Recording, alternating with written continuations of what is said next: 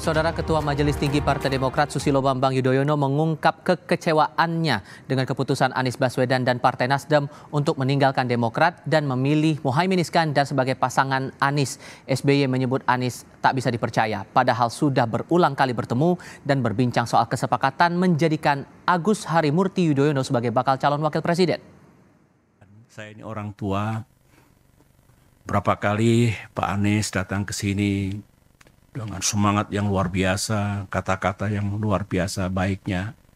Di Cikiasi 2 kali, di Malang, di Pacitan. Dengan kejadian seperti itu, tidak ada satu kata pun yang disampaikan kepada saya. Dan tentu kepada Ketua Umum kita. Saya memang sebagai orang tua, kok jadi begini?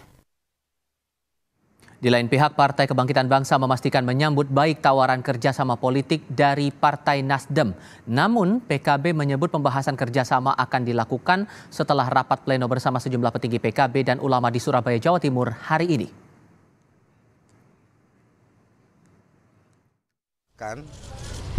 Dan menyambut baik tawaran kerjasama dari Nasdem. Dan tentu tawaran kerjasama nanti akan didetailkan, difinalisasi. Partai Demokrat bereaksi keras atas manuver Nasdem yang bakal membentuk koalisi bersama PKB dan berniat mengusung pasangan Anies Muhaimin. Setelah mengecam Nasdem dan Anies, lalu kemana langkah Demokrat di Pilpres nanti? Benarkah ada pengaruh Jokowi di balik manuver koalisi Nasdem PKB? Kita akan diskusikan hal ini bersama juru bicara Muda Demokrat Diska Putri dan bergabung pula Andi Sinulinga, founder Kolaborasi Jakarta, serta Direktur Eksekutif Lembaga Survei Indonesia Jayadi Hanan. Selamat sore semuanya, apa kabar? Selamat sore Mas Tifal. Terima kasih semuanya sudah bergabung bersama kami. Mbak Diska, saya mulai ke Anda dulu. Berkali-kali Demokrat bilang ingkar janji, bahkan ditegaskan oleh SBY, Anies ini pengkhianat begitu, berkhianat. Apakah sebatas karena janjinya tidak ditepati memasangkan Anies dengan Agus Harimurti Yudhoyono, atau jangan-jangan ada tawaran lain yang sebetulnya sudah disepakati tapi akhirnya diingkari?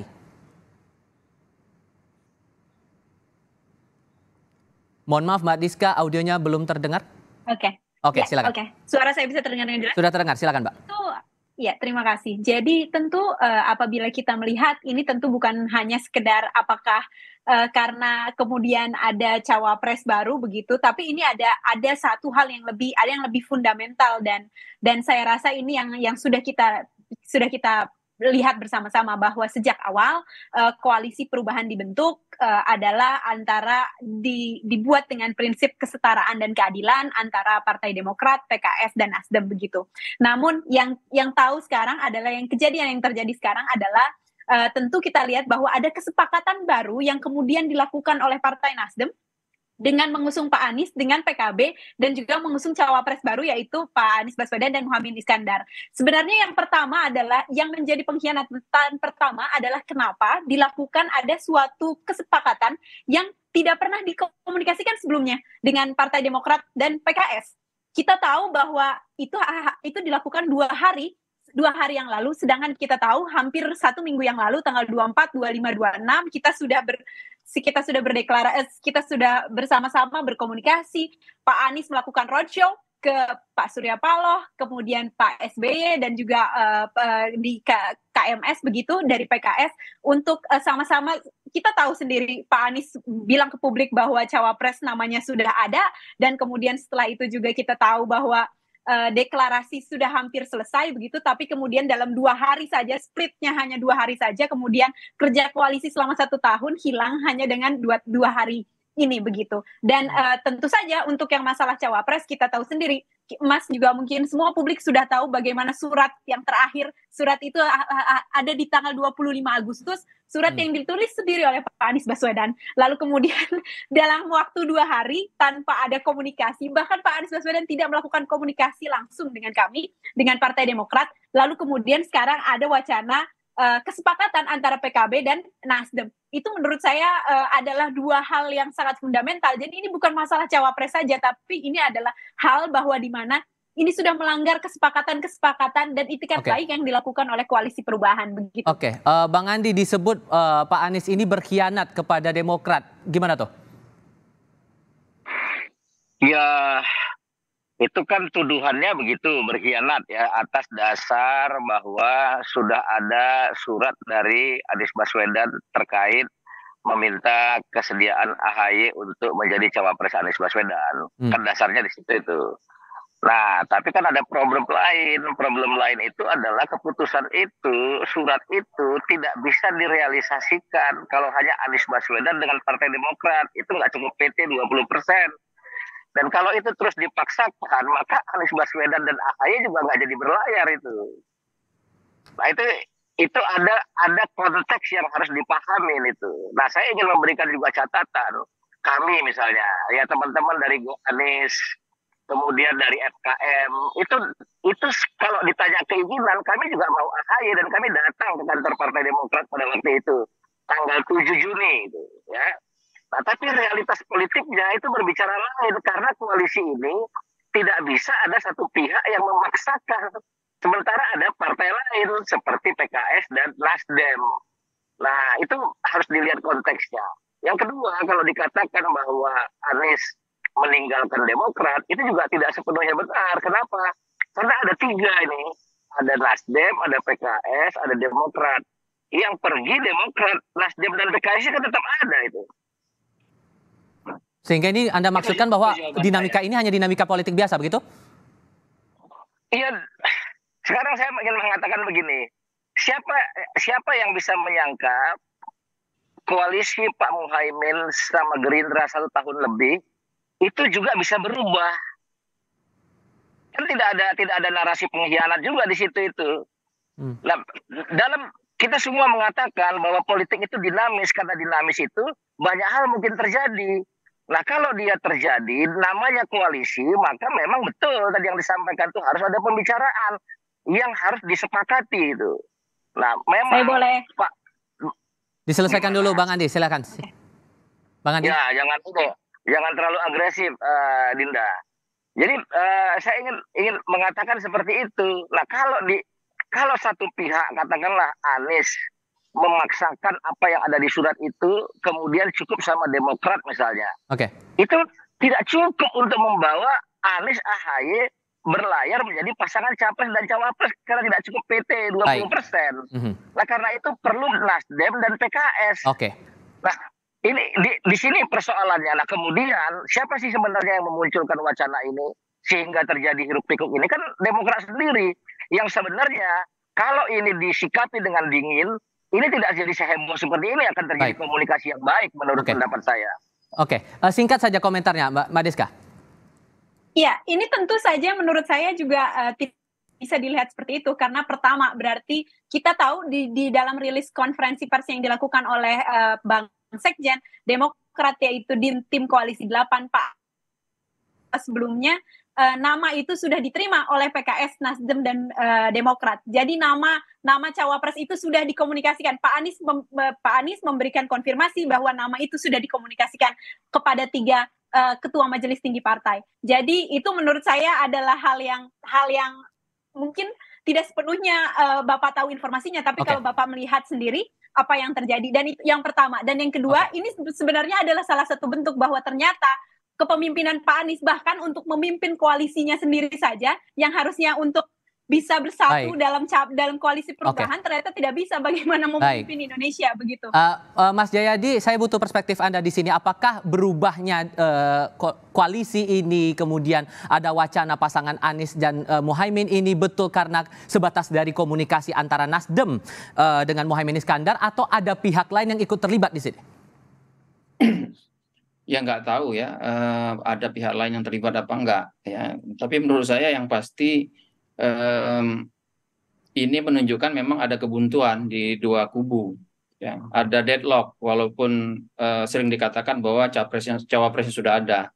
Jadi ada kebuntuan, terutama saya kira ada perbedaan perspektif. Misalnya mungkin bagi Demokrat, Anies AHY itu segera maju saja, tapi mungkin bagi Nasdem harus ada faktor lain yang dihitung, yaitu apakah Anies Demokrat itu bisa memenangkan pertarungan, mungkin gitu. Ya, kalau melihat data-data memang terjadi stagnasi untuk suara dari Anies Baswedan gitu.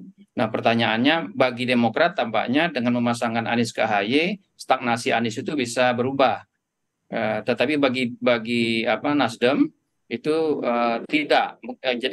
Jadi terjadi kebuntuan di situ. Akibatnya pihak Nasdem mencoba mencari terobosan. Nah, terobosan itulah yang dilakukan saat ini, yaitu mencoba memasangkan Anies dengan Caimin gitu.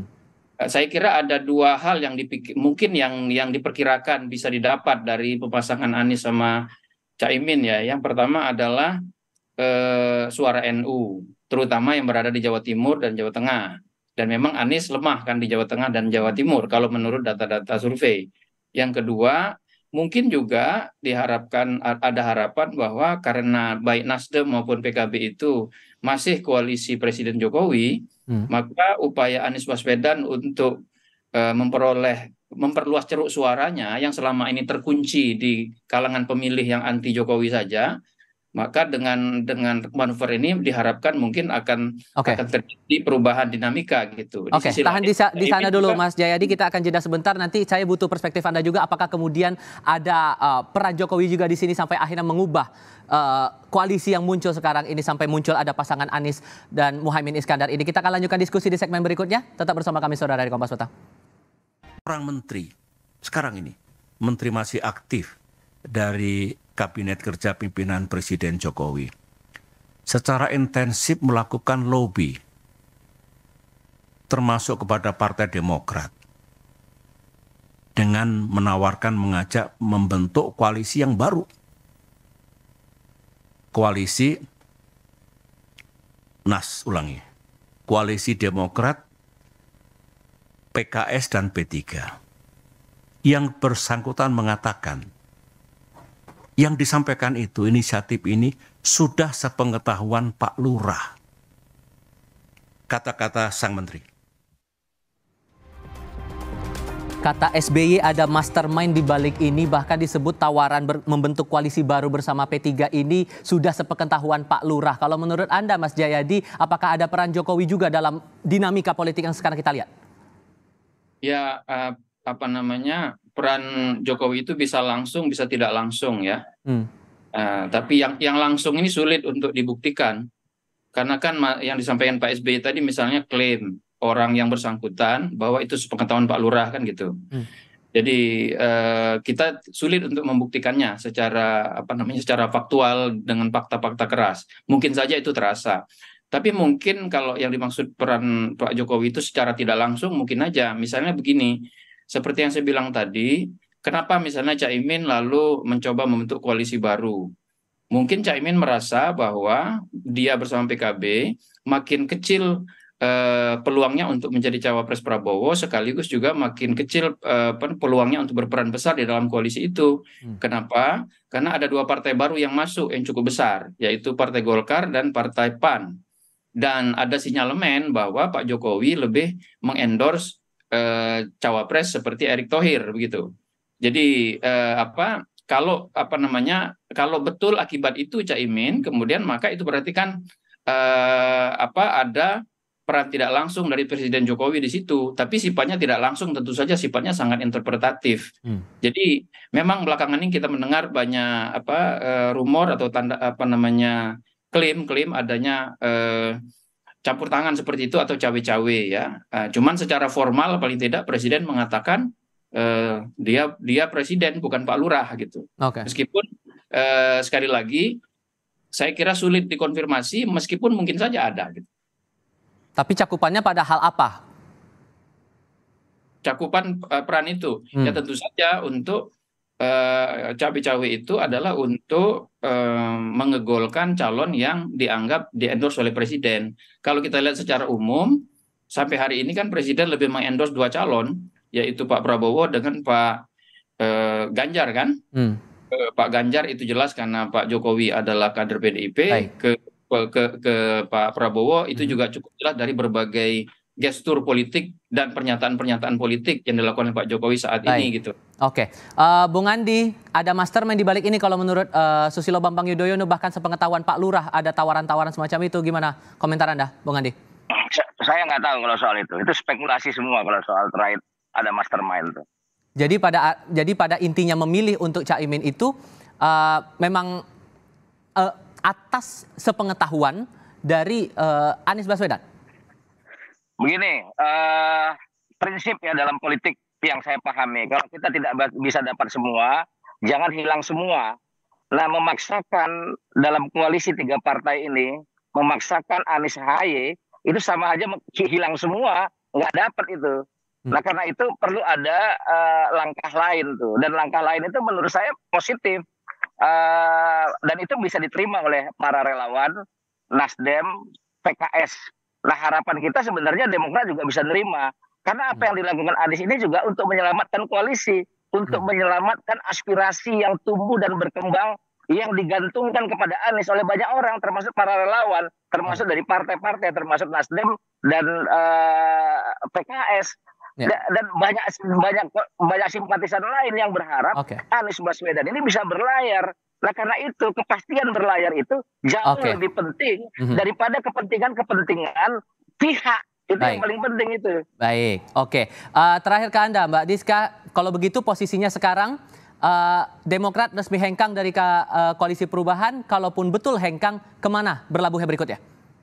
Pertama tentu untuk Koalisi Perubahan yang sebetulnya kita lakukan dengan prinsip kesetaraan dan keadilan di antara 3 partai politik yaitu Nasdem, PKS dan Demokrat, kita sudah tahu sudah dicederai begitu oleh Nasdem yang kemudian juga di-endorse oleh Pak Anies Baswedan. Jadi sudah jelas kalau Koalisi Perubahan kita tahu bahwa bahkan dari 3 saja sudah ada 1 yang berani mencederai apa yang menjadi prinsip utama. Karena menurut saya prinsip dalam politik yang pertama, terutama kami lah untuk politisi-politisi muda, tentu selain harus menang juga harus berpolitik dengan baik begitu. Dan saya rasa Pak Anies tidak memiliki itikat dengan politik yang baik itu seperti apa. Itu yang pertama. Lalu kemudian singkat saja, Mbak. Waktu kita singkat. Untuk langkah politik selanjutnya kita masih menunggu arahan dari Majelis Tinggi Partai. Kita tunggu. Oke, Mbak Diska, terima kasih. Mas Jayadi, terima kasih. Bang Andi Sinulinga juga terima kasih sudah berdiskusi bersama kami. Selamat sore semuanya. Sama-sama.